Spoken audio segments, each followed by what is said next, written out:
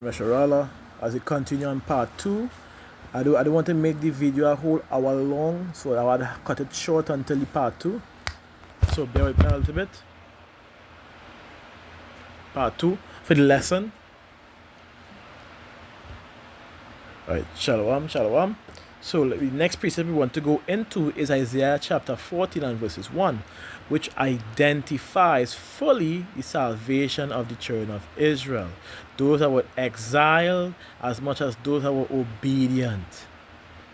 Alright, so let's go into it. Isaiah chapter 14 and verses 1. It says, we read it too, and we'll jump back to verses 1 to give us a thorough breakdown. But it's not hard to break this down, let's be real. Because who did Yahweh Hashem had mercy on? Not Esau, clearly. The children of Israel, right?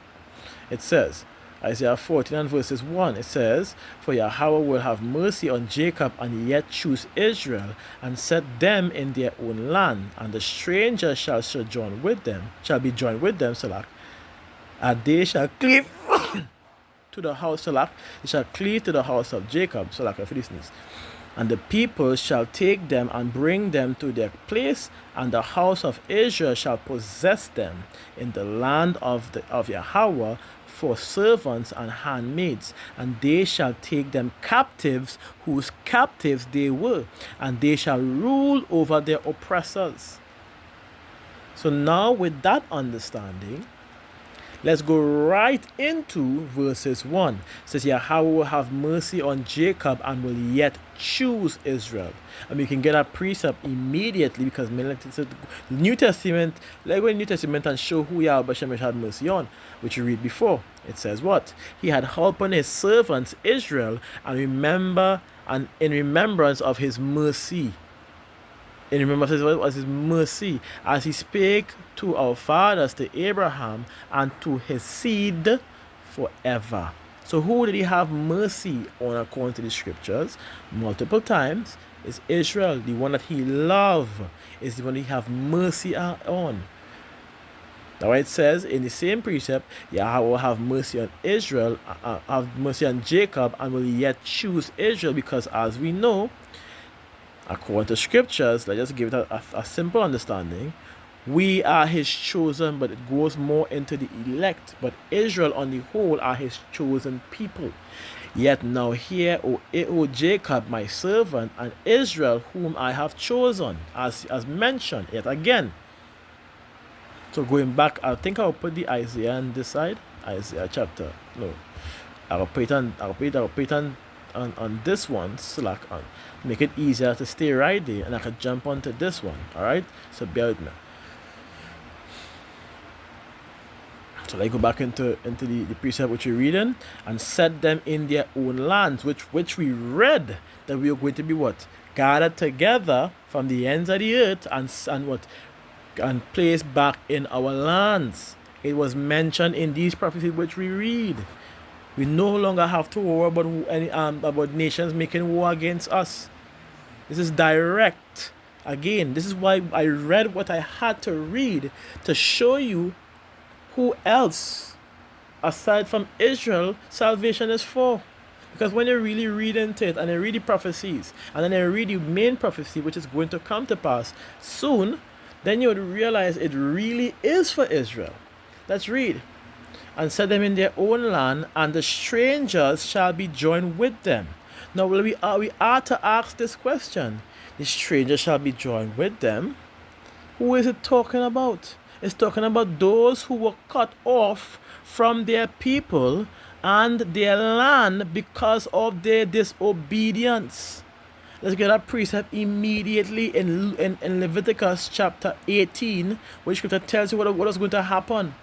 And verses 20 and 29. Let's read. It says, For whosoever shall commit any of these abominations, even the soul that commit them shall be cut off from among their people. Therefore ye shall keep mine ordinances, that ye commit not any of these abominable customs which were committed before you, that ye defile not yourselves therein. I am Yahweh your power. So straight up, we see what would make someone become what would make an Israelite become a stranger to their own people and to the land. Contrary ways of the heathen, going against the very will of the Father. These strangers are the exiles, the rebels of the children of Israel. Our own people were called strangers by their own actions and ways. Even David called himself a stranger because of what? His action. Let's read. Psalms. Again, this is not hard to understand. 54 and verses 1 to 3.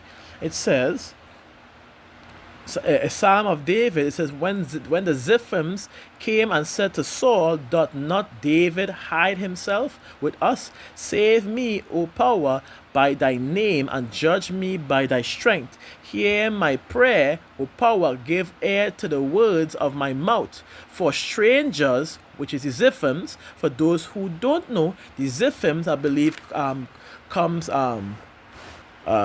Ziphims, they were Israelites from the tribe of Judah and the house of the Ziphites. The Ziphims, that's correct. From the tribe of Judah, from the house of the Ziphites or something like that. Ziphites, I believe, is the house of Ziphites. Or Ziphims, or whatever the case is. And there's a whole lineage coming down to the house, and there were many houses of different names or titles in the tribe itself of Judah and Benjamin and other nations and other tribes of Israel, to be exact. So the Ziphims were of Judah, and what were they called? For strangers are risen up against me, and oppressors seek after my soul. They have not set power before them, Selah. These strangers, which were Ziphims. So strangers are not a foreign, a word specifically for non-Israelites. Because there are Israelites right here called what? Strangers right there. You can't miss it. I'm going to highlight it for you to see it. Right there. You can't miss it. Read in context. Read the whole thing if you need to. You know, Christians like to say, let's read the whole chapter. Read the whole chapter. And again, even David would have called himself what? Let's read. Psalms 69 and verses 8. It's the zeal of thine house. Sorry. Verses 8.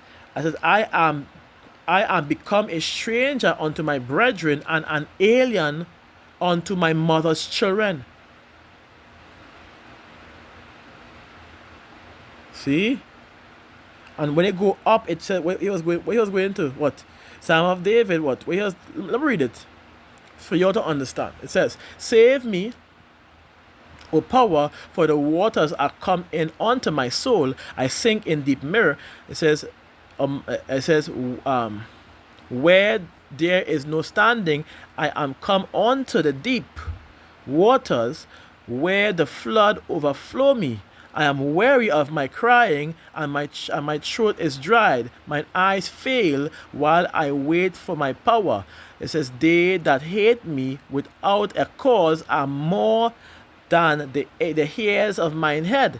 It says, they that would destroy me, being mine enemies wrongfully, are mighty. Then I restored that which I took not away, O power. Thou knowest my foolishness, and my sins are not hid from thee. This is why he was what? So in other words, this is why scripture says what? He's what? Where he said, cast me away from thy presence, stay not a kakodash from me. He has transgressed. Remember? So what he is doing is I think it's a prayer of, I forget it's called a dedication. It's a prayer of something. Let's call it. So like I'll get back to it. Like keep reading. It says, let not them that wait on thee, O Yahweh, power of hosts, be ashamed for my sake. Let not those that seek thee be confounded for my sake, O power of Israel. It says, because for thy sake I have borne reproach, shame had covered my face. I am become a stranger. Because of what? His initial action. We know what punishment for adultery and then unaliving a brethren is. Straight death. He has become a stranger unto my brethren and an alien unto my mother's children. There's no getting around that, man. So let's go back.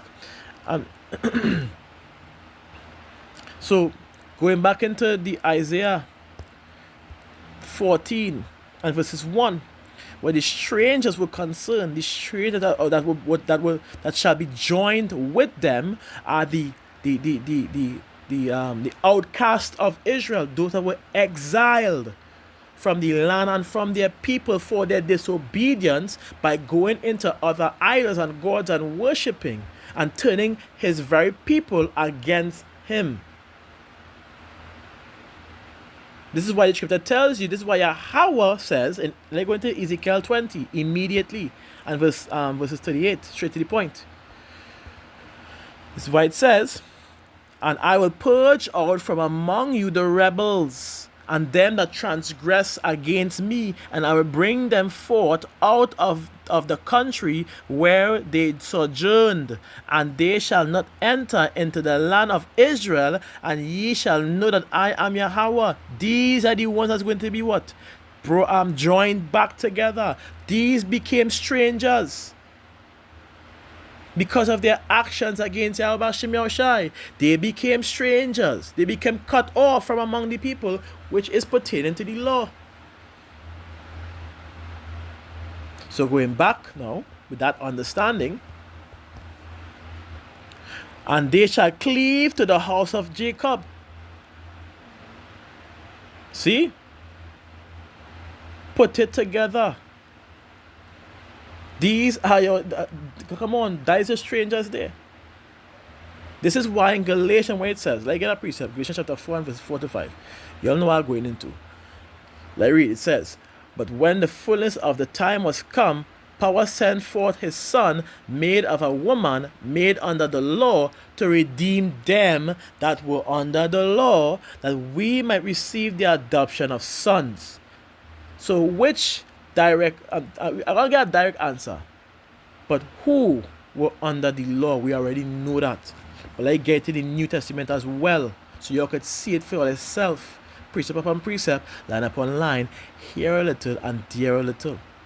Let's read. For I could wish that myself were cursed from a Mashiach, for my brethren, my kinsmen, according to the flesh. We go back to your lineage, genealogy, your seed line, your tribe, your countrymen, who are Israel, to whom pertaineth the adoption. Oh wait, let's keep going. And the glory and the covenants. Oh wait, so it's only Israel, nobody else so far. Okay. And the giving of the law, and the service of power, and the promises.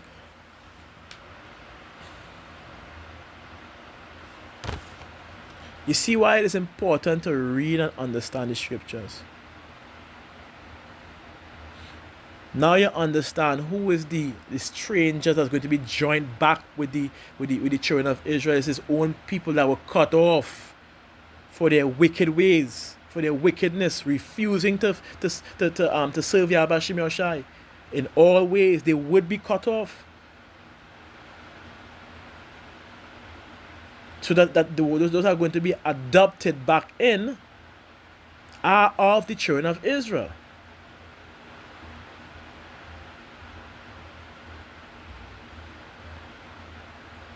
And if that could be understood, then you truly could understand why they were preserved. Malachi chapter 3 and verses 6. Read it for yourself. I am Yahweh, I change not. Therefore ye sons of Jacob are not consumed. As well as the precept going into Psalms 89, like that precept again, and verses 34, where it says, my covenant will I not break, nor alter the things that are gone out of my lips. And why is that? Why is that?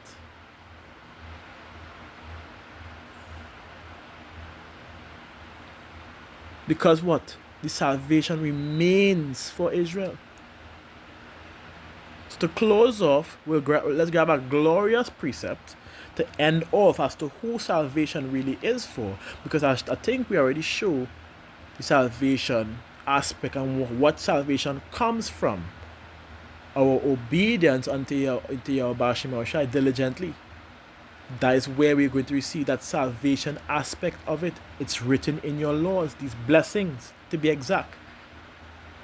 And when Yahweh Shem Shai maximize these blessings, then we should understand how we are going to be ruling on top. How we are going to have all these things. Why? How? Because why? We will be powerful. We will be true kings of the earth. Not kings that could summon an army but can't even hold your own against an army. So, let's get Isaiah chapter 45, verse 17. It says, "But Israel shall be saved in Yahweh, by Hashem Yahushai, with an everlasting salvation. Ye shall not be ashamed nor confounded, world without end." So notice, he outlines who's going to receive that everlasting salvation, which is Israel. And he also made sure so that you could understand that Israel was called the world, not just the world, without end, which means they will never cease to exist. So they're going to receive salvation. They're going to be above everything. They're going to be, you understand, glorious in their apparels and in their ways, and yet they will never they will never die. They will never perish completely off the earth. Talk about a blessing. Hence, John 3:16, "For power so loved the world." Who does power love? The children of Israel. "For power so loved the world that he gave his only begotten Son, that whosoever believeth in him shall not perish but have everlasting life." Who is the world that he loved and is going to give salvation to? The children of Israel. Also, hence, the gates, as written in the book, in Revelation chapter 21 and verse 13. We can keep going in the Bible. I'm just going to give that to at the end of the day. So, I had to work them now, so I hope this lesson was edifying. We say Shalom Yasharala, Kal Halalia, Yahweh, Bahasham, Yahweh Shai, Bahasham, Rakakwadash. We give double honors to the apostles and prophets and elders of James Camp, better known as Great Millstone, for the bring forth the 100% truth that I be currently edified under. Shalom to the elect, the tabernacle of David, and I'm Roberto Zariak saying to you, Shalom.